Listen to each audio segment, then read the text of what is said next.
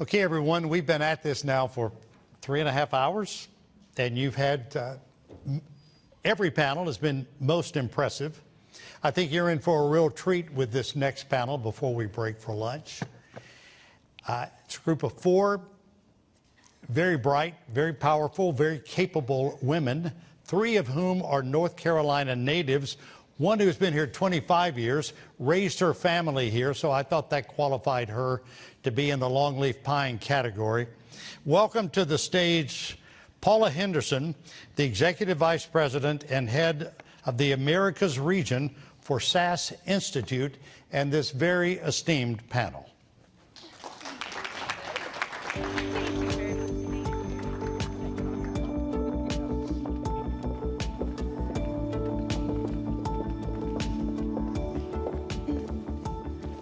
Hi, good afternoon.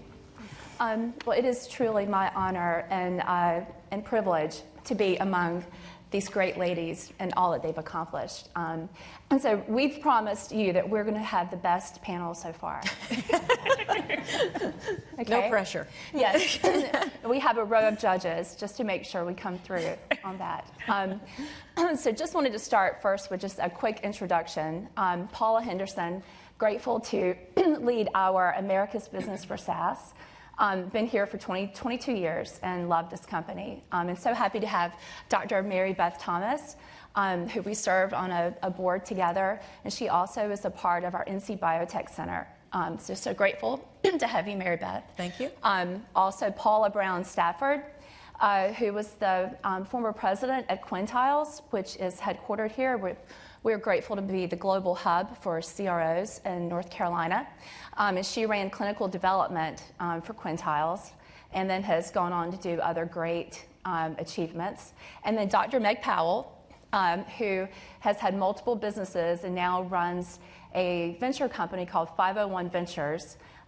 So we're really grateful to have all of you. And we want to just start. All of us are quite proud of the life sciences community here in North Carolina in a big way. So we're going to try to balance that inner spirit of go North Carolina and invest here in life sciences with really the innovation and the achievements and the possibilities, and to have a good discussion. So I just want to level set and ask Dr. Thomas if you would start with Mary Beth with some good, just some statistics as to what's going on in our state to share with this great group. Yeah, I'm happy to do that. So I work for the North Carolina Biotechnology Center. Just to level set for everybody, that's an independent 501c3 here in North Carolina that is largely funded by the state of North Carolina. But we're celebrating 40 years next year, so we're a very long-standing technology-based economic development organization here in North Carolina. But one of the things we do all the time is track every metric you can think of for life sciences in North Carolina, because that's our job, right, is to grow life sciences to add to the economic engine of North Carolina. So I wanted to set some context for the growth that we are experiencing, which is tremendous. In 2012, North Carolina had over 500 life science companies in the state. In 2022, we had over 800. From a state and local tax revenue, in 2012, those companies brought in $1.7 billion for state and local taxes. But in 2022, it's almost $2.5 billion. And more importantly, the total economic impact for those companies now, it went from $59 billion in 2012, and it's almost $90 billion in 2022. So the sector in North Carolina is experiencing tremendous growth. Lots of small companies coming out of our universities, lots just serial entrepreneurs spinning up new companies, lots of homegrown growth from innovation, translation, and commercialization to grow that base of companies. But I think the other thing I have to also note is the other thing, in addition to growing our own, is we go out and we tell everyone how great North Carolina is for a state for life sciences. And so we've also had tremendous success on the economic development recruitment side into North Carolina. And just from 2020 to 2022, North Carolina has had 92 life science company successful recruitments. That's over 13,000 jobs in just life sciences. and almost $10 billion in investment that is planned for the state. That's an incredible growth in just 3 years. And I think what that represents is tremendous opportunity, but also a lot of challenges, because that is workforce we do not currently have. I will tell you that right now. We have lots of opportunity to grow it, but it remains one of our big challenges going forward. So I'll stop there and hand off. And what's even more special is thinking of all the medicines that have been approved, that with the research that's come from this state, which is very exciting. So Paula, if we could, with your great leadership at Quintiles, running large organization and knowing the importance of large CROs, would just love to hear your perspective of what you see for the future, like what's the greatest impact around clinical development? Yeah, there's such an opportunity here, and there has been. The CROs, or contract research organizations, really grown here in the Triangle. And a lot of that is because of all the life science companies. And Quintiles started in 1982. I joined in 1985 and spent 31 years there, and watched it grow then from what was a biostatistical consulting company, which is what I joined, and it turns into a contract research organization. And now, full circle, all anybody talks about is AI, which to me is, it's data, and it's just what you do with it. And anyway, it's just kind of interesting to see how some things come full circle. But in terms of the CROs, really how they've grown here and the impact that they've had, I think when you're talking about numbers, about 150 of the companies that you mentioned are contract research organizations. And they were built to support the pharma companies that were in the state, but then also both in the United States and then globally. And I think that represents, in North Carolina, 27,000 employees are part of a contract research organization. But I think Mary Beth really touched on it in terms of what are we seeing and the growth. I think they could be growing so much more, but the workforce is what is holding some of them back, and there's so much turnover amongst these 150 companies, even in our state, because people are leaving one for the next to either get the new promotion or get a little bit more money, and then they're just a little bit going somewhat back and forth, and they're just not enough. One of the positions that most people know about are clinical research associates, or CRAs, and there just literally aren't enough. And even different programs in the state, it started with really Durham Tech, just down the street. Durham Tech was one of the first to have a clinical research program, and then UNC and Duke and State and NC Central, and all of our universities here in this wonderful Research Triangle Park, have really been trying to grow the workforce to support the growth of those companies. But when you think about it, there were 20 back in 1985, and now today over 27,000 in the state. So it's pretty remarkable. Maybe I'll stop there for now. And Meg, you've been a part in a big way of supporting startups, leading one yourself, but also now in this role as the founder of 501 Ventures. Would just love to hear your thoughts around the trends in the startup community, and especially where you see areas of future innovation. Yeah. Well, both Mary Beth and Paula hit on this, but this has not happened overnight in North Carolina. And I think back to the late 70s and early 80s, and I am a North Carolinian. I'm so proud of the state, so you're going to hear that ooze from all of my comments. But we had the forethought to, and really the governor at the time, Jim Hunt, had the forethought to really think about how he was going to change the state from labor-based to knowledge-based economy, and life science was a key part of that. And I think so for the last 45 years, we're working on the foundation of that, from the creation of the Biotech Center, from the creation of the North Carolina School of Science and Math, from the creation of the 58 community college network that we have. We have this entire ecosystem that, again, we've been able to make these kind of huge jumps in the last 3 years, as you quoted, but really it's been half of a century's worth of work coming to fruition, and so it's really exciting to see. With regards to startups, there is definitely not a shortage of technology or innovation going on in this area, and not just within the Research Triangle, but more broadly throughout the state. You go out to North Carolina A&T and Greensboro, and we're starting to see this. Even in life science, but especially in other areas. You go to Western North Carolina, UNC Asheville, a lot of the early healthcare innovation models that were put in place in the 80s and 90s and with Mission and that sort of thing. So the entire state's ecosystem has really been, whether we've known it or not, being created for an ecosystem of innovation. And obviously, proximity really helps with that. So the fact that we have all of these institutions so close to each other, but academic institutions, which is where I spend a lot of my time talking to scientists and thinking about how do you take the idea. Mary Beth talked about the translation. How do you get the idea from the bench, to the patient, and what does that process look like?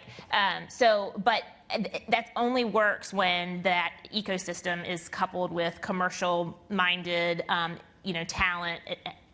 People that actually can do the work with CROs. Now we're seeing this huge influx of manufacturing in North Carolina with all of the large pharmas putting a presence here in North Carolina. So I think that there's nothing but excitement and a great ecosystem to kind of birth ideas into. There are challenges, right? Sure. And That's what I was gonna say. Yeah. there are challenges, and one of the things in North Carolina, we always hear is we don't have money, and so the fact that most of the ventures are still sitting in Boston and the West Coast, we kind of to get their attention to come here to realize the ecosystem can sometimes be challenging, but money's not always the problem. And honestly, in a lot of ways, COVID helped us with that because I think it neutralized the geographical proximity being such an important part, because everybody was in the same boat as far as Zooming for their coffee instead of walking across the street in Cambridge for their coffee. And so I think what we've seen is a lot of funds continuing to pay attention to North Carolina, and because of how easy it is now to communicate, et cetera, I think we're seeing more and more of folks ingrain themselves within the community. So I think that's only going to continue to help the entrepreneurship ecosystem thrive. The other key thing is talent that Paula talked about, just the number of talent, but also the type of talent that you need for small startups is really important. And oftentimes, small startups don't need 100% of anyone. And so that's what we've done with 501 Ventures, is basically put together a management team, but that is not expected to be full-time with any individual company. But you need a little bit of a lot of people's time. And so making sure that you can identify and find talent that's easy for entrepreneurs to access, I think is another key thing that we're focused on, both at my company, but just more broadly within the ecosystem.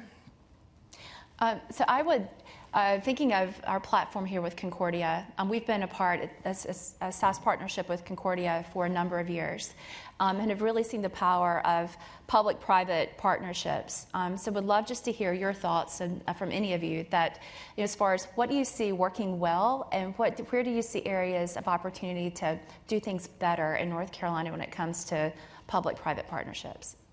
So I'll go ahead and start, but I'm sure we're all going to have something to say there. So I already told you that we're a nonprofit, right? An independent nonprofit. So quite honestly, we don't do anything by ourselves, right? I mean, we always are building consortia.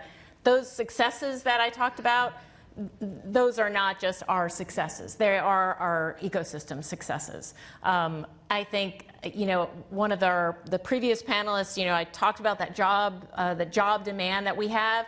One of the things that we can claim is we led one of the Build Back Better team challenges. And so we did bring funding in to support workforce and equity and diversity. And so we've got these amazing programs now that are being funded from outside, but that was from a coalition of, I think we had 50 partners around it, right? And that was all companies coming together, putting forward their money, because they have the jobs. They need help filling their jobs, and they know they need to rely on our HBCUs and our community colleges and all of our four-year institutions. That has to come together as a joint solution, because we'll never get there if they're all working independently. So I think one of the things I am quite grateful for in North Carolina is that happens very organically, at least in my opinion. People understand that we need to come together oftentimes to work together, because we aren't necessarily a Boston or we aren't necessarily a California. So I think it is part of our DNA. Mm-hmm. Besides, Meg says, we have some scrappiness in us, right? Yes, we do. Well, we might not It's my have favorite phrase from that. I spent the weekend in Boston, and when you think about the number of universities there, but then the quality of our universities here and what we've been able to pull together in terms of that public-private, and when you think about the companies, the startups that have come out of UNC and Duke. Yeah, we don't have to say that word. It's hard for me to stand on stage and say that word, but you can tell that I am, Carolina blue. It's all about UNC in my house. But anyway, a lot of technology. And if you think about Novan, which my name is on the screen there, we developed a product that, funding has been difficult. But we developed that product that came out of UNC Chapel Hill. It was the chemistry department. And it is now in front of the FDA, and there's not another prescription drug approved for this disease, molluscum contagiosum.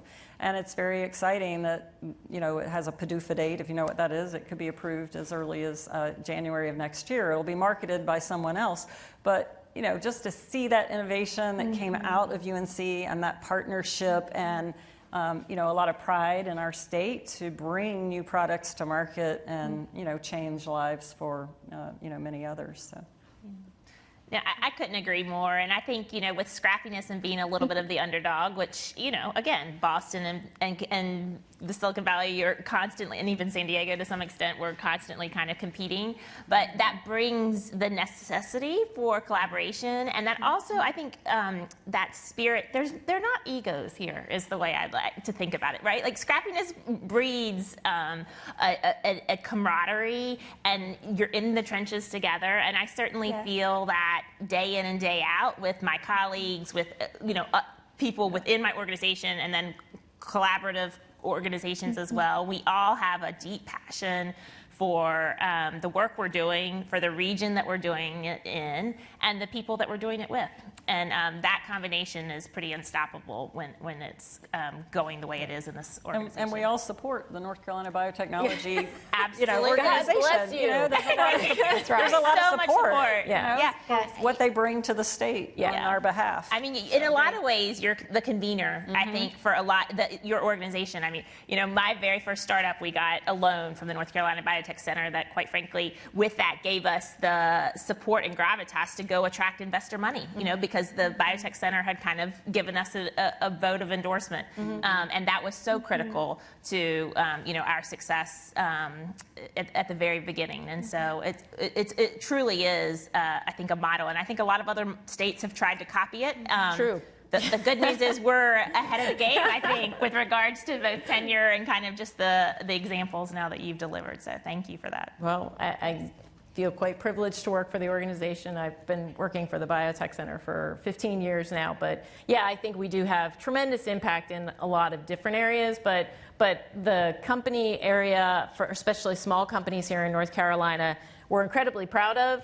I think, the conference has been talking about challenges and how do regions overcome them. And I think one of the things that's one of the programs I get to oversee at the Biotech Center is our small business loan program, which it has incredible demand. I mean, we put as much money as we can into that, and we still can't hit a fraction of the companies that really deserve funding. And so I think that's a great opportunity, but it is a place where we continue to strive to do more, because I think great companies like that need that early stage funding, or they never get off the ground. Yeah, absolutely. So I would love for us, in just closing, thinking to hear from all three of you as to what you would predict as something that's really needed for change.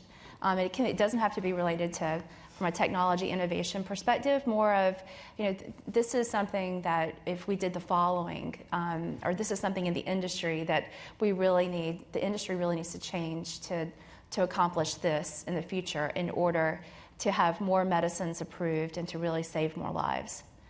I could start with that one, because I think transparency is 100% going to be the way of the future, and I think we're starting to see that, right?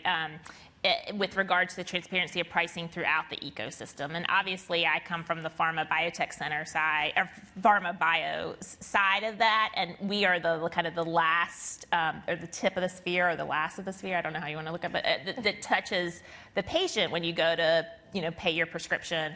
And we're just now beginning to see the spotlight being shined on that whole value chain, and the fact that the rebates and PBMs and wholesalers and pricing with hospitals, et cetera, et cetera.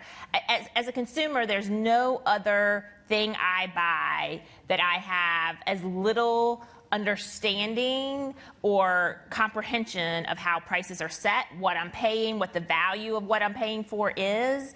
And I work in this industry and have spent my entire life in this industry. And so we have to collectively, across the entire value chain of healthcare delivery, pharma being a component of that, really figure out a better way to make that more transparent to consumers, which is all of us.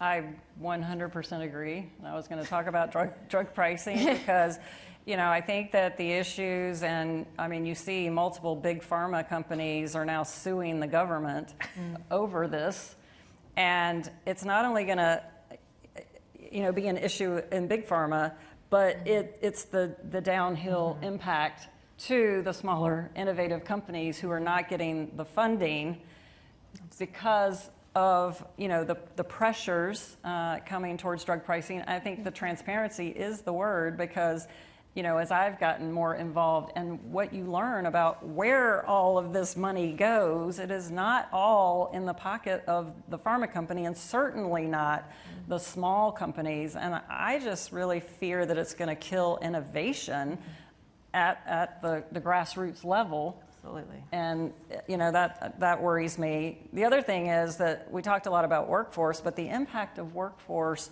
on the supply chain and the manufacturing, and you're seeing it with a lot of products, and you're seeing a lot of reports right now in terms of things, oncology products, autism products, or two specifically that have been hit over the last 6 months, that you can't get some of your prescriptions because they're not able to be manufactured to the quality specifications because they're having such turnover in workforce, et cetera. So there's a whole, a workforce aspect to the impact on the clinical and manufacturing supply chain. So that concerns me for the future. Mary Beth? Yeah, I think, so I'll 100% agree on all of those things. I think when I think about the life sciences sector, I look at it oftentimes as that very delicately placed line of dominoes, right? And if any one of them gets removed or is misplaced just a little bit, it has lots of ramifications up and down the scale. So that transparency thing that you guys were mentioning, that's the end point, right? And if that stops working for everybody, then it's just gonna impact the entire line of dominoes. And so I think, one of the things that companies that we fund and work with all the time are always pulling their hair out is the FDA. And I think these are public servants, they do their best, but we do have to recognize that life sciences is one of the single most regulated industries, ever created and ever grown. So it's amazing that any region decides to actually grow off of life sciences given its regulation. But I think it represents an opportunity that if we can improve and create the transparencies as well as some of that regulatory framework that does really pulls a lot of things back, that if we can make that a little bit better, it, I think, will open up a lot of opportunity for the healthcare space overall. Absolutely. Great. So we do have 1 minute, so just real quickly, a few words that come to mind as to what makes you optimistic about the future. I think, so from my seat where I get to see all these amazing things, North Carolina is primed to become this really, I mean, we consider ourselves a global leader. Lots of people come and visit NC Biotech because they want to understand what North Carolina did. You know, given that, you know, back when we were created, this was a state that was based in tobacco, furniture, and textiles. That's right. None of those things exist today in North Carolina, or at least not in the way they did. So I think I'm hopeful that we are really primed for tremendous growth in the state that will be good for many. How about you, Paula? I would agree. I think we have a great state, and I think Meg used the word collaborative. I think we're extremely collaborative, be it with SAS or with for-profit, nonprofit, and public sector. And I think that we all work extremely well together because we're proud of the place that we live. Absolutely. Absolutely. I think as long as there are unhealthy North Carolinians, unhealthy folks, you know, Americans, we all have work to do, and that gets me out of bed every day. We've got to figure out how we can make this our entire population healthier and live better lives. So, Yes. Well, thank you all. Thank you so much. Thank you. are we Well, I think we're going to I told you it would be great, right? A lot of energy, a lot of information. Before we break for lunch, another poll question that we're going to give you, and would like for each of you to take a look at it and look at the responses as well.